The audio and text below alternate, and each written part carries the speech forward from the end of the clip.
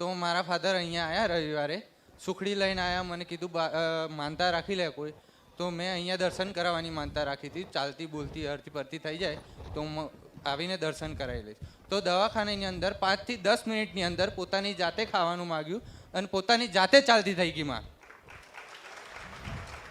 પણ અત્યારે માં છે ને ઘરે કંઈક એના શરીરમાં એવું થાય છે, છાતીમાં દબાણ આવે છે, જીવો પાડે છે. પછી કહે છે હું જીવ લઈને જઈશ, એકલી નહીં જાઉં, તારો પણ લઈ જઈશ, તારા બાપાનો પણ લઈ જઈશ ને આને પણ નહીં છોડું. આવી જીવો પાડે છે માતાજી. શું કરું કે તે સારું કામ કર્યું છે? ના માં. હા ના માં. તો પછી શું થાય? ભાગી ગયા તમે.